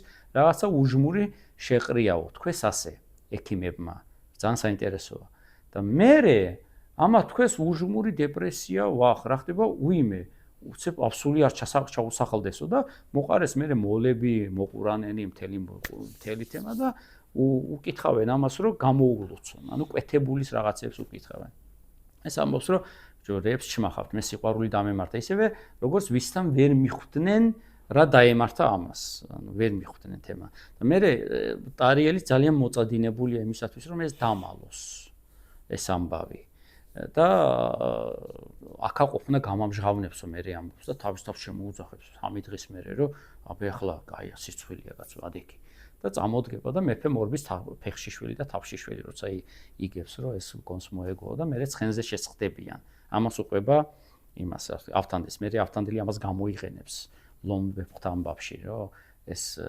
ცხენზე როზის ხო ცოტა იმაზე გუნება ეხსნება ხოლმე მოკლედ და აქედან ახლა ჩვენ რას ველით და სხვათა შორის შესავალშივე რუსთაველი ჩვენ გვეუბნება რომ მოდი ვიტიროთ ტარიელისთვის კაცო ვინ არის ეს ტარიელი ხო და რატო უნდა ვიტირო მე ტარიელისთვის ეს ტარიელი უნდა მოკვდეს რომ ვიტირო ხო თუნდაც დაამთავრებს ტარიელი და ამიტომ უნდა ვაღვარვაროთ ცრემლი ხო და ვინაიდან საზეო სიყვარულზე ლაპარაკობს რომ ეს იმას ებაძება მკითხველი რას შვება რომ მკითხველი ამბობს რომ ეს ვიღაცა ტარიელი იქნება რომელიც მოკვდება მისი შეყვარებულის მოკვდება და ჩვენ დავჩებით ასე თალხიანები და ამიტომ სუფიურ დასასრულს ელოდება მას მოდელი აქვს ეს თემა ამ შუა საუკუნეების ანუ ქართველმა მკითხველმა იცის რომ ეს ამბები კარგად არ მთავრდება ხო რაღაცა დიდი ფარსაგი ელოდება და თან ვეუბნება რომ ცრემლი ღვარო ტარიელისთვის და ტარიელი ჯერ არ ჩანს და მე გამოჩნდება ოკეი და ავთანდილის ეს თემა, ავთანდილისა და ნაფთალის სახე, ხო? უკვე ძალიან ნაცნობი თემა, რომელიც ეშველება ამ ჩვენ ტარიელს იმაში, რომ ვთქვათ, მოძებნოს ნესტან დარეჯანი, ხო? ნაფთალი ლეილის მოგვარების ამბავში, ასე ვთქვათ, იხარჯებოდა, მაგრამ ბოლომდე ვერ მიიყვანა საქმე. ავთანდილისაგან განსხვავებით. აი რუსთაველს ეს მოდელი აქვს. რუსთაველი უკმაყოფილოა, რომ ნაფთალმა სიტყვა ვერ შეასრულა ბოლომდე, ხო? ანუ მიიყვანა საქმე იქამდე და ერთი ხელის გაწვდენა იყო, რომ ხელი აექნია მამამისის გადიკაცო იქეთ და წამოიყვანა ლეილი, მორჩებოდა ამ თემით, მაგრამ არ ქნა მაგან. ხო და ავთანდილთან, ანუ დაფიცებული აქვს რუსთაველს, რომ ავთანდილი არ უღალატებს, ავთანდილი ესე იგი ტარიელს და ბოლომდე მიიყვანს ამ საქმეს, ხო? და ზუსტად ასე, ანუ ავთანდილი არის ნაფთალის განვითარებული სახე. ეხლა რა ხდება? ამან წამოვიდა სახლში და ამბობს, რომ მე აქ ვეღარ გავჩერდები, ტარიელი ამბობს. იმიტომ რომ დარწმუნებულია, რომ ნესტანს ის არ უყვარს რაღაცა და ძალიან დიდ სიცხვილში ვარო ამბობს ეხლა ფარსადანს რა თვალებით შევხედო, ხო, რომ მისი ასული მიყვარს მე და მივატყუებ ამ ჩემ იმასო, რა ქვია, თანამდებობას და წავალ ტყეველად. ანუ მისთვისაც ეს მოდელია. მან იცის რომ მაჯნუნი წავიდა ტყეველად. რატო წავიდა მაჯნუნი? იმიტომ რომ ხალხმა შეაწუხა, ვერ გაუგეს. და ესეც ამბობს, არათუ ვერ გამიგებენო ამასო და მე მეორედ სიცხვილია, რომ მე ამ ხელა მხედავთავარი რაღაცა ამ გრძნობას რაღაცნაირად ესე იგი დავმორჩილდიო და უნდა წავიდეო და აპირებს ამას და უცებ მოუვა ნესტანის წერილი, ხო? და ნესტანი ამბობს, რომ მე ვიცი კაცო შენ რაც გჭირსო და მე უფრო დიდი ხანია მიყვარხარო, რო იცოდეო რა. ხო და ნესტანს არ მოსწონს ეს სულთა თქმა და უიმე გული წამივიდა და soft guy რა ვიღაცა ესეთი თემები არ მოსწონს, ხო? ის ამბობს, რომ მე შენში შემართება მაქვს, ხო? ნაგულვი და შენი ეს ენერგია უნდა მოვახმაროთ ჩვენ იმასო, სამშობლოსო, ხო? და რა არის წარამარა, ეს ბედითი ბნედა, სიკვდილი რა მიჯნურობა გონია. ნახეთ რა. ანუ აი ასეთი ის რო წარამარა რო წაიქცევი, წამოიქცევი, აზრე, რა. არ მოსწონს ძველი რაღაცა, რევიზიას ახდენს, ანუ ახალი ის დამოკიდებულება, დაწყნარდი, ოკეი, მიყვარხარ. გასაგებია და ეხლა სხვანაირად უნდა ვიმოქმედოთ ჩვენ რაღაცნაირად. არ მოსწონს მე ტარიელი ძალიან მორცხვირო არის. ვივა პირველ იმაზე პაემანზე და ხმას არიღებს რაღაცა. ესა მოდრეგობა ამბობს. მთელი თემები. და საინტერესოა, ხო, ესე იგი დაამშვიდა რაღაცა, თქვა, რომ მე ის ძველი თემები შენი ის რაღაცა გიჟივით სირბილი აქეთ-იქით, ლომვებხათან წანწალი და რაღაცები არ მინდა. დაწყნარდი. ჩემი გული გეკუთვნის შენ და ეხლა ვნახოთ აბა რა შვებით და ხატაეთის თემაა მე რაღაცა მთელი იქიდან და ეს მოსწონს გულშემატკივრობს ამ ყველაფერს ძალიან გულშემატკივრობს იმას რა ქვია ტარიელს მე გამოჩნდება ხვარაზმშას ამბავშიც მოკლედ კიდევ ანუ რა ხდება ახ ესე ომებია თემებია და გამოჩნდება ეხლა მეტოქე ანუ შემცილებელი იმაში რა ქვია სიყვარულში სხვათაშორის ანუ ავთანდილსა და თინათის ეს შემცილე არ ყავთ იქ ძალიან ისე დაზუსტებული თემაა რაღაცა საინტერესოდ. მაგრამ აქ შემცილებელი გამოჩნდება, ოღონდ როგორ გამოჩნდება ეს შემცილებელი. აქ არის ახლა ჩვენ უნდა პაცა ხანს ვილაპარაკოთ ვეფხისტყაოსნის პოლიტიკაზე. 2-20 სიტყვით. გაგვეგრძელება სიტყვა, მაგრამ უამესოდ არ გამოდის. ხო. ჩვენ სკოლაში როგორ გვასწავლიდნენ, რომ აი მამულიშვილური ამბავი, რომ ეთნიკურმა სარიდანმა, ინდოელმა ეთნიკურად სარიდანმა დიდი პატრიოტობა გამოიჩინა და ფარსადანს უთხრა, რომ ჩვენ ისედაც ერთი ხალხი ვართო და რატომ უნდა ვიყოთ ცალცალკეო და აგერო. მაგრამ აქ იყო პოლიტიკური გათვლები. ანუ სარიდანი ხდებოდა, რომ იმას მემკვიდრე არ ახავს, ამას ყავს შვილი, ახალდაბადებული, რო ეყოლა შვილი შესთავაზა და თავისი შვილი გამოაცხადებინა მემკვიდრედ. ანუ ამან იფიქრა ბიჭო, ჩემი შვილი აქ არის, ის მოკვდება ვიღაცა სხვა დაეპატრონება მაგას. არ ჯობია მთლიანად ინდოეთზე იყოს ჩემი შვილი, მე გამეფებული, ვინმე ამ პატარა მიწის ნაგლეძზე, ხო? ეს გარიგება იყო და ნესტანმა ეს გარიგება იცის ამის შესახებ. და მერე არის თემა ის, რომ ეს ხატაეთიდან რო შემოიქცა ტარიელი და იქ დიდი ნადიმი და ფართი რო გაიმართა საზეიმო, ესენი ერთმანეთს უყურებენ და ეს არ გამოეპარა ფარსადანს. და ფარსადანმა თქვა, რომ უნდა ვიჩქარო. ეხლა რა უნდა ფარსადანს? ფარსადას უკვე აღარ უნდა მემკვიდრეთ ტარიელი. როგორც როსტევანს სურს, რომ ესე იგი თინათინი გაამეფოს და ასე შემდეგ, დაამეფებს თავის სიცოცხლეშივე, ფარსადანსაც ეს წადი, ანუ ფარსადანს უნდა, რომ ნესტანისაგან ნაყოლმა მისმა შვილიშვილმა მართოს ინდოეთი მის შემდეგ. ანუ სარიდანის ხაზით კი არ გავრცელდეს, ესე იგი გაგრძელდეს დინასტია, არამედ ნესტანის ხაზით გაგრძელდეს. ტარიელთან ამას ვერ აკეთებს, იმიტომ რომ ტარიელის მამასთან მას ჰქონდა შეთანხმება. წესით იურიდიულად მეფობა ეკუთვნის ტარიელს. მაგრამ თუ მე სხვა მეფის წულს მოვიყვან, ამ შემთხვევაში ხვარაზმშას ძეს, მასთან ის პირობები მე არა მაქვს, როგორც სარიდანთან ტარიელის მამასთან მქონდა. ეს ერთი, მეორე, ხვარაზმი დიდი სამეფოა, მასთან ამ კონტაქტში მე მოკავშირეს ვიძენ. და მის წერენ და ეუბნება, რომ ჩვენ ყავსო ქალი ჯერ კიდევ არ გასათხოველი, ესო გამოგზავნე შენი თქმეძე და სხვას ნუღარაფერს მოელი. აი აქ მკვეთრად და ნათლად წერია, რომ შენი შვილი მეფე არ იქნება. სხვას ნუღარაფერს მოელი, ტახტი არ ექნება მას. ის ექნება მხოლოდ და მხოლოდ მეუღლე ნესტანისა. და ნესტანის ხაზით წავა. ნესტანი ამას ხედავს, რომ მამამისი ტექნიკურად, ასე ვთქვათ, გაყავს მამამის გვერდზე ტარიელი, ხო? და ამას აუბუნტდება. და ამბობს, რომ ის უნდა მოკლაო. იმიტომ რომ არ უნდა გაატანო ეს თემაო, ხო? ჩემი თავი მაგათო. და ესე იგი არ აქვს მნიშვნელობა თუ რა მიზეზით იქნება მოკლული მეტოქე. მეტოქე უნდა მოკვდეს, იმიტომ რომ მეტოქეა. შემცილებელია სიყვარულში, ანუ რაყიფი. რაყიფის კონცეფცია არის სუფიურ პოეზიაში ასე, რომელმაც დააცილა ღმერთი ადამიანს და პირიქით, რომელიც ესე იგი მისი განსხეულებაა, როდესაც ქალსა და ვაჟს უყვარს ერთმანეთი და გვერდიდან ვიღაცა ამოუხდება. ახლა მომენტი არის რა, ხო? ის უნდა მოკვდეს, მაგრამ ნესტანი ჯობს ასე, რომ მე არ მინდა, ანუ ჩუმად უნდა მოიკლას და ვერავინ ვერ უნდა მიხვდეს თუ ვინ მოკლა.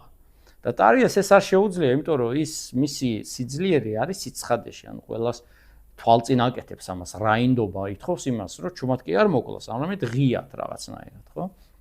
და ამას ისე ვერ აკეთებს, როგორც საჭიროა და ეს გადაექცევა ამ ორივეს დიდ იმად, უბედურებად. იბნ სალამი არავის მოუკლავს, ხო? იბნ სალამი მოკლა კაეშანმა. ის რომ ლეილის არ უყვარდა ის ვერც ემეტებოდა რაღაცა და მოკვდა ამ იმით, რა ქვია, იმ ფაქტით გარდაიცვალა, ხო? და ამ შემთხვევაში აქ არ უყვარს ხვარაზმშას ძეს ნესტანი. არც იცნობს, არც ნესტანს უყვარს ხვარაზმშას ძე, ხო ცხადი ეხთემა. ალბათ ხვარაზმშას ძეს საერთოდ სხვა ვინმე უყვარდა იქიდან. უბრალოდ მამამისმა უთხრა, რომ ეხლა შენ ადგები, წახვალ იქ, შეირთავ იმას და რასაც გეტყვი იმას, ეს გარიგებულის არის.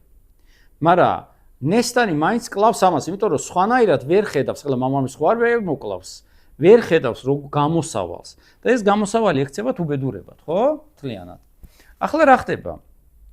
ხარაზმშაზე ამბობენ, რომ ის არის დამნაშავე. რომ რაღაც ჩამოეთრეო და ასეთ საინტერესო მოსაზრებაც იყო, რომ მას უნდა სცოდნო და ნესტანისა და იმისი, რა ქვია, ტარიელის სიყვარულის ამბავი. მე ვეკითხები, საიდან?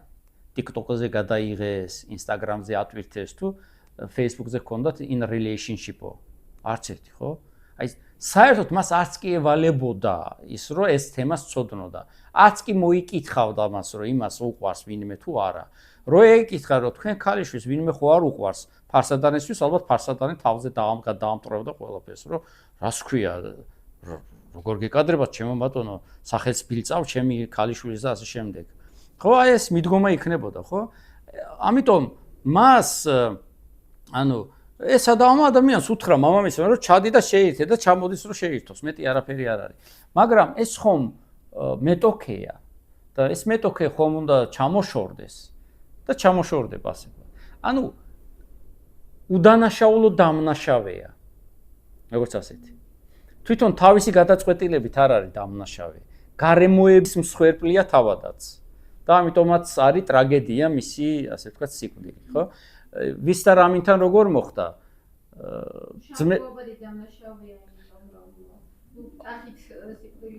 ხო, ანუ პირდაპირ იქარდა ატაკა ეს რაღაც, მაგრამ სხვანაირად გამოარიდა იქ იმან, რა ქვია, მწერალმა, რომ უბედური შემთხვევა მოხდა, ტახტს გაეკიდა და მოკვდა, ჩამოვარდა ცხენიდან, თავი ლოცს მიახეთქა და განუტევა სული, ხო?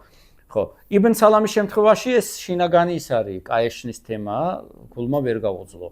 აქაც, ანუ არც ერთი თემა არ აგვაქვს, ბედს ვერ ვივანდობთ. ანუ ნესტანი ვერ დაელოდება იმას, ეს როდის მოკვდება, ხო, რაღაცა.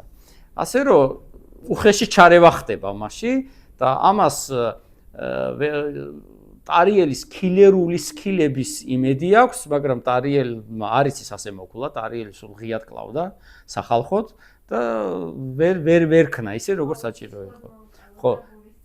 გულის ხო, ფორმაზე წყდება გული და არა ხვარაზმშას წეს მკვლელობა. ის უნდა მომკვდარიყო. კი. მით უმეტეს რომ ამხელა უბედურებას მაწია აგერ ნესტანი გადაიკარგა რაღაცა. ფორმა არ მოსწონს. რომ ხმალში უნდა გამომეწვიაო ამბობს, მაგრამ ხმალში ვერ გამოიწვევ, იმიტომ რომ შენი დაპატიჟებულია და დიდი სკანდალია, მოკლედ შარშია, შარში მოხდნენ მერე. ძალიან ისეთი, ესეც ძალიან დრამატულია, ხო? ხო. ახლა რა მოხდა? ნესტანი გადაიკარგა და ნესტანი ვინ უნდა ეძებოს? ძებნის ტარიელი და სად ძებნოს? ქალაქებში არა, ტყეველად. და ის რასაც თვითონ ეპირებოდა ტარიელი, რომ მე ეხლაო ისე უნდა გავიქცეო ტყეველადო, გარემოებამ, აი გენიალობა რუსთაველის ეს არის, ხო? ლოგიკურმა გარემოებამ უბიძგა, რომ ტყე და վել ეხეტიალა. და ამაში მისი ესე იგი სულთქვანი, მისი ეს ჩივილი ბედისადმი და ბრაზი, რომ აი რატო დამემართა მე ეს, აი რატო მე და მთელი ის მას სოციუმისაგან რიყავს. ხო, მოვიდა ტირის კაცი და ეუბნებიან რა გატირებს, რა შენი საქმეა. არაცლიან რომ თავი იგლოვოს, ხო? ყველა საინტერესებს, ყველა ცხვირს ყოფს, დამანებეთ კაცო თავი ამბობს ეს რაღაცა. მე ნესტანის ეს ნიშანი, თქვათ ვეფხის ტყავის მოსვა, შემოსვა და მაგით ესე იგი სიარული ასე შემდეგ, ხო? აი ეს პარადიგმა მაინც აქ არის. ახლა ავთანდილი გამოდის, ეძებს და იპოვის და მე გამოიხსნიან და ქორწილის ამბებია რაღაცნაირი, ხო, მთელი თემები და აქ ჩვენ ველოდებით რომ უნდა მოკვდნენ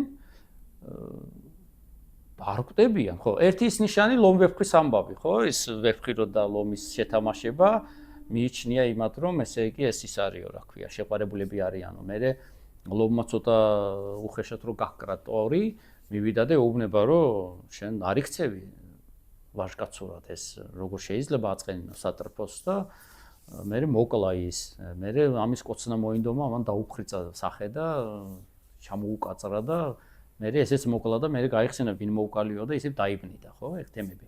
და აი დაბნებით ის ამბავში როგორ წარმოუდგება ესე იგი მათი შეყრა ნესტანთან. მისი შეყრა, თავისი შეყრა, ხო? აი შენ რა კაია რომ მოხვედიო, ეუბნება იმას ავთანდილს, რომ ეხლა მე მოკვდები, იმიტომ რომ ის უკვე ფაქტობრივად რომ მკვდარია, ანუ თუ მკვდარია მე რაღა მაბოგინებს, ხო, ამ ქვეყნად.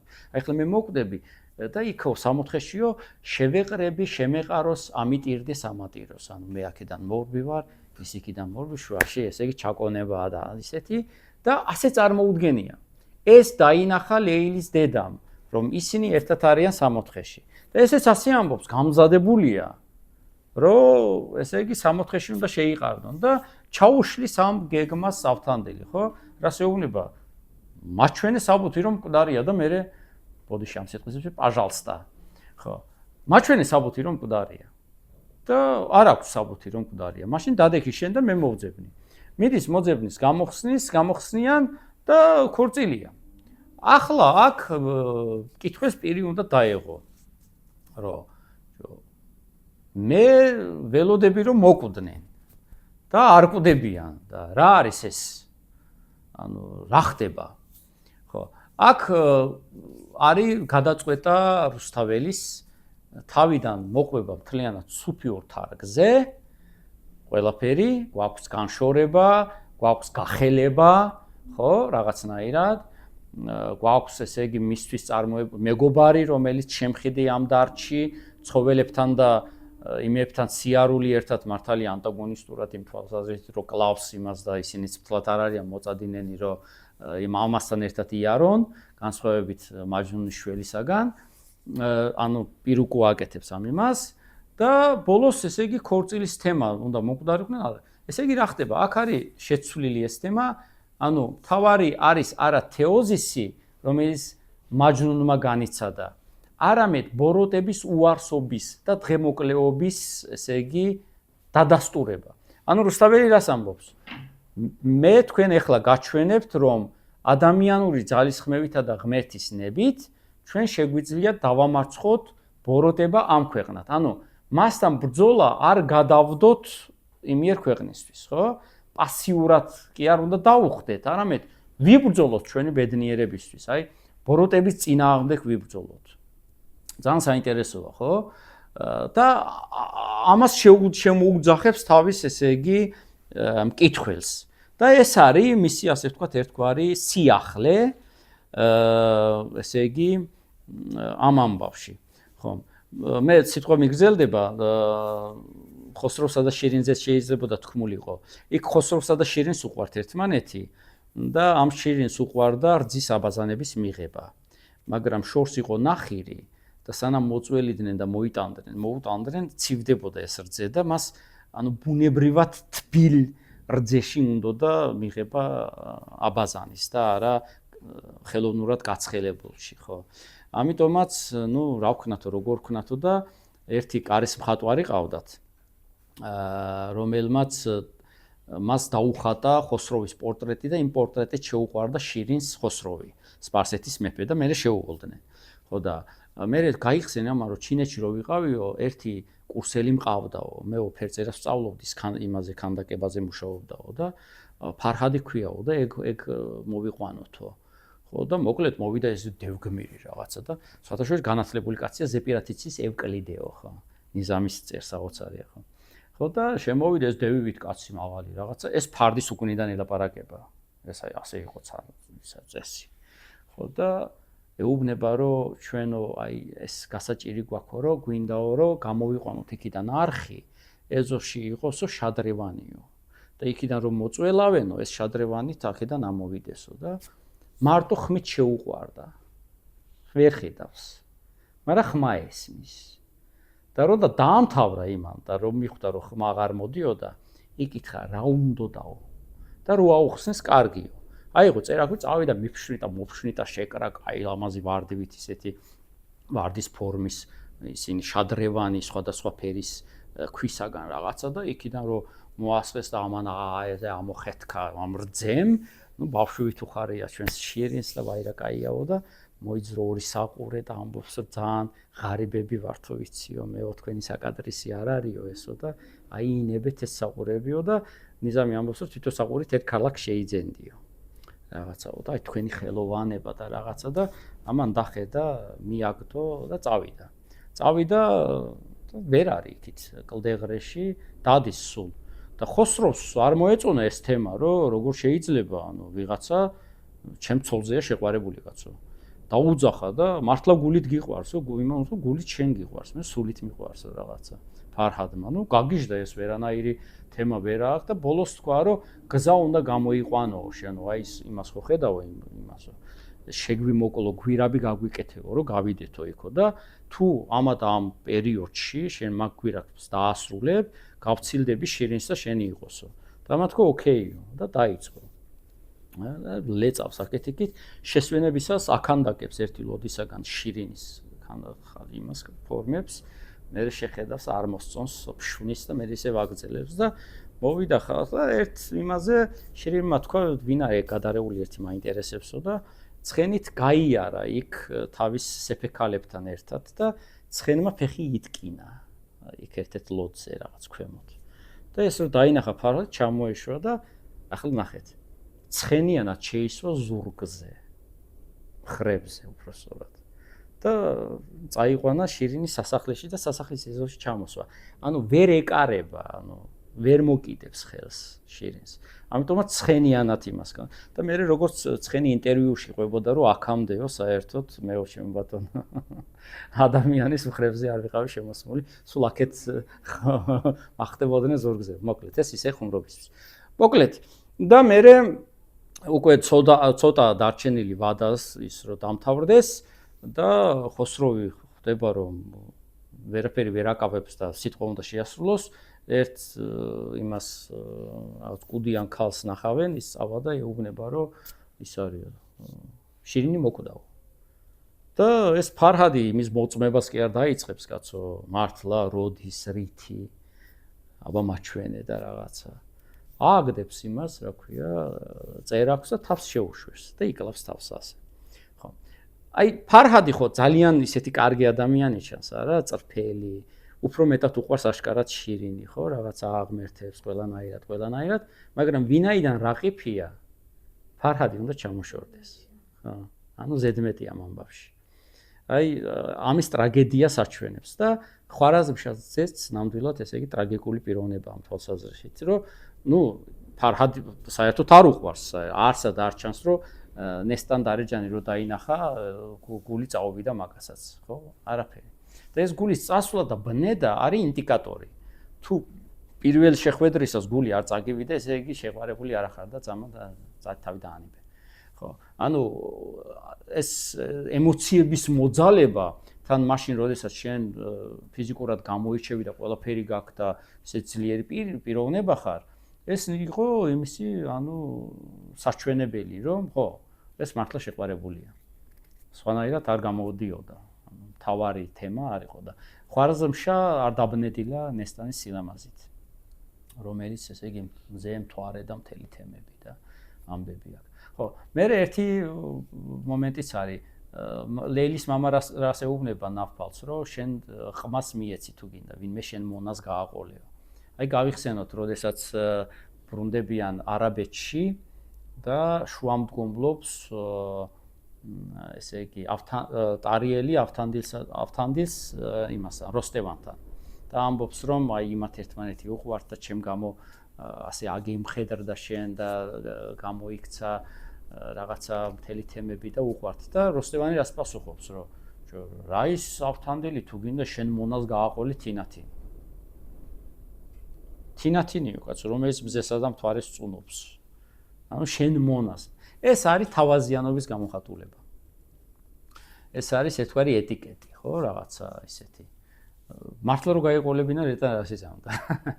იმანაც იცის რომ ეს რაღაცა თემა ხო, ის რომ სტუმას ასე ამოვნოს, ანუ ამით გაუსვას ხაზი რომ შენი სიტყვა ჩემთვის მნიშვნელოვანია, რაღაც ჰიპერბოლიზირებულად თუ არ ვიცი რა ქვია.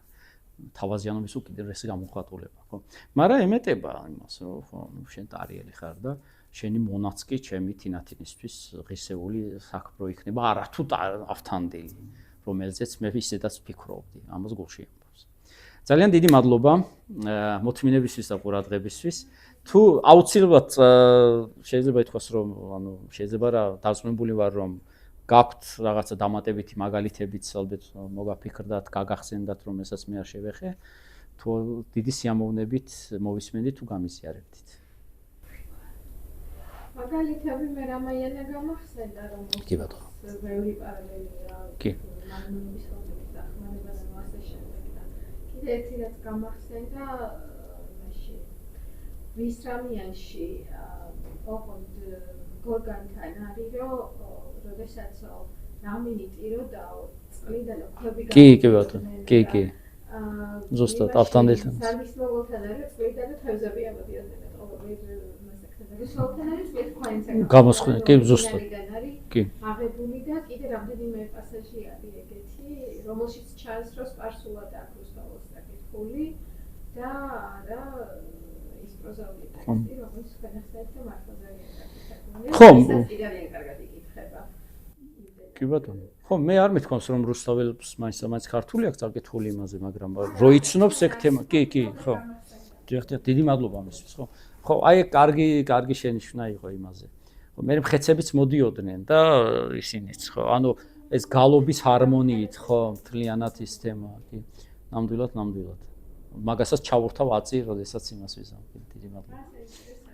მადლობა თქვენ. ანუ ეს არის ის, რომ რუსთაველი ითვალისწინებს მანამდელ იმას და ის სახე ხატები, რასაც იყენებს მანამდეაც იყო ლიტერატურაში გავრცელებული, ოღონდ რუსთაველი ამ ყველაფერს უბერავს ცოტა სხვაგვარ იმას, რა ქვია, სულს.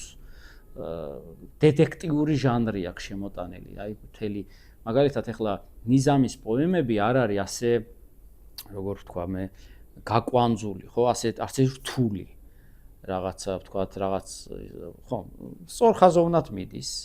ჩვენ გვაკვირვებს რაღაცა ინტერპრეტაციები, ვთქვათ, მაჯნუნის დამოკიდებულება ნავთალის ჯართან, ან სახელის წერის ამბავში, ხო, რასაც ეს აღგვახრთოვანებს, მაგრამ თვითონ სიუჟეტი ასეთი საინტერესო არ არის, ხო?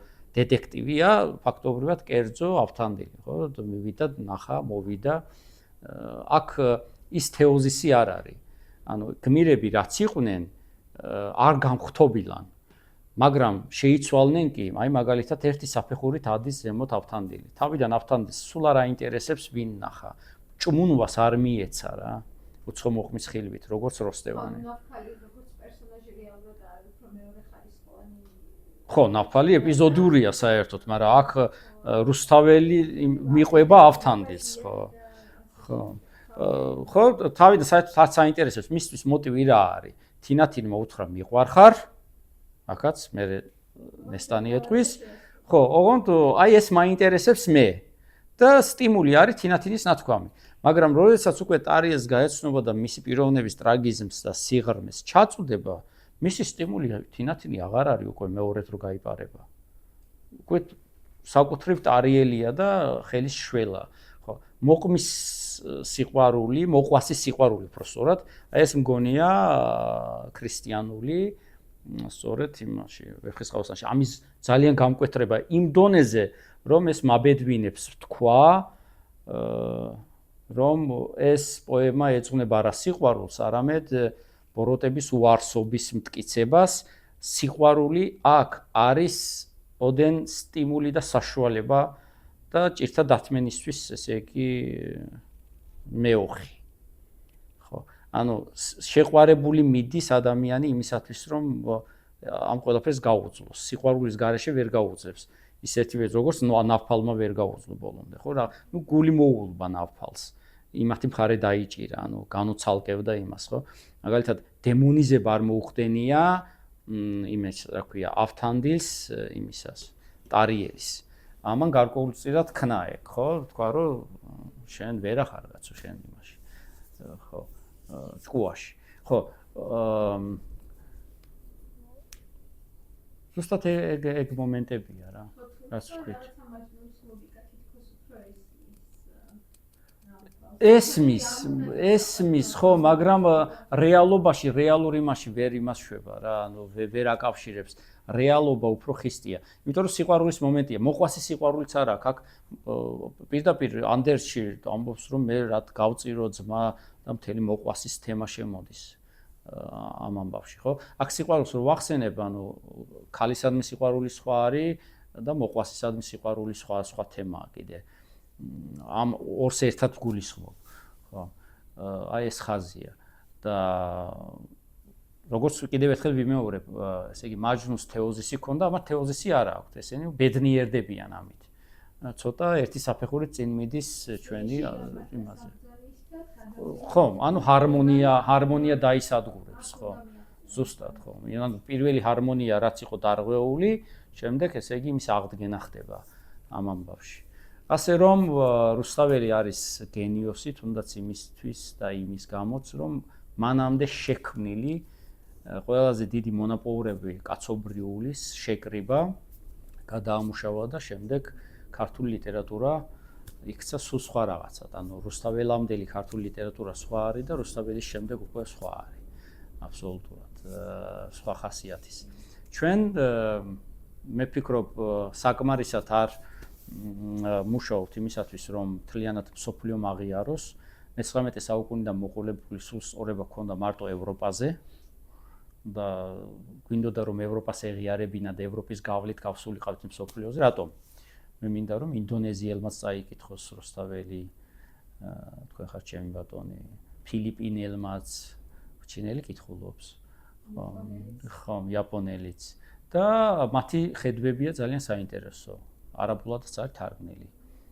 ხო, აი საერთაშორისო კონფერენციები რომ იყოს, ვთქვათ, აბსოლუტურად დარწმუნებული ვარ, ვთქვათ, არაბი იქნება ეს, ირანელი თუ ისინი და ის, ისეთ რაღაცებს აღმოაჩენს კიდევ პოემაში, რაზეც ჩვენ არ გვიფიქრია. ბევრია სამუშაო მუსლიმი ფილოსოფოსებისა და ვეფხისტყაოსნის მიმართების საკითხი. ანტიკურობასთან გვაქვს. პლატონთან, არისტოტელთან მთელი თემები დამუშავებული. აგერ უკვე შექსპირთანაც, ხო და ეს მუსლიმურ სამყაროს შექმნილ ფილოსოფიურ ტექსტებთან რა მოდის იქიდან თუ მოდის რამე ეს ერთ კიდევ გასარკვევია, ამისათვის ჩვენ გვჭირდება იმ ფილოსოფიის კარგი ცოდნა. დიდი მადლობა. ამ უძურავად შეიძლება ვეფხისტყაოსანზე ლაპარაკი თვით ჩემი წირი ცოდნის ფარგლებშიც კი. შემდეგი შეხვედრებით ცოტა სურათებები ვიწყებთ ესე იგი გილგამეშიდან, მერე ჰომეროსის ილიადა, ჰომეროსის ოდისეა, მერე იქნება შაჰნამე, ვისიდარამინი, ლეილი და მაჯნუნი, დეკამერონი, ბოკაჩოსი, ვეფხისტყაოსანი გამომრჩა შუალედში, კი ბატონო, მერე იქნება კი დონ კიხოტი და ჰამლეტი. ანუ ამ 10 ნაწარმოებზე ვილაპარაკებთ და 10 სერიანი ლექციები გვექნება. შევეცდებით რომ ვილაპარაკოთ. მადლობა თქვენ.